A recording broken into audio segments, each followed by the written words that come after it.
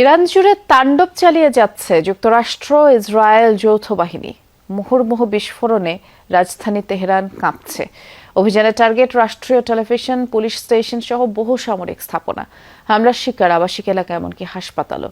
রাজধানীর নীলুফার স্কয়ারে চালানো হামলায় ২০ জনের বেশি মানুষ নিহত হয়েছে। আধুনিকতায় পরিবেশ বান্ধব গ্রেট ওয়াল সেরামিক। ইরানের সামরিক স্থাপনা লক্ষ্য করে চলছে একের পর এক বিস্ফোরণ। মুহুর্মুহু হামলা আর তীব্র শব্দে কেঁপে উঠছে চারপাশ। রোববার রাতে তেহরানের পূর্বাঞ্চলে চলে ধ্বংসযজ্ঞ। এর আগে সন্ধ্যায় ইরানের রাষ্ট্রীয় টেলিভিশনের কার্যালয় লক্ষ্য করে চালানো হয় ব্যাপক হামলা। ক্ষতিগ্রস্ত হয় ভবনের কিছু অংশ।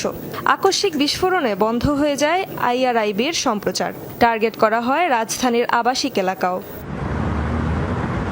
বিমান হামলার টার্গেট হয় গান্ধী হাসপাতাল, যেখানে ছিল অনেক নবজাতক শিশুও। হামলার পর হুড়োহুড়ি করে রোগীদের সরিয়ে নেয় তাদের স্বজন ও স্বাস্থ্যকর্মীরা। হাসপাতালেও হয় ব্যাপক ক্ষয়ক্ষতি।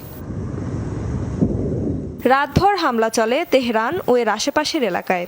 এছাড়াও আক্রমণ চালানো হয় ইরানের একাধিক ব্যালিস্টিক ক্ষেপণাস্ত্র ও নৌঘাঁটি লক্ষ্য করে। নৌবাহিনীর সদর দফতর ও একাধিক যুদ্ধজাহাজ ধ্বংসের দাবি ওয়াশিংটনের। মার্কিন সেনাবাহিনী জানায়, শনিবার শুরু হওয়া অভিযানে এখন পর্যন্ত কমপক্ষে ১,০০০ লক্ষ্যবস্তুতে হামলা চালিয়েছে তারা।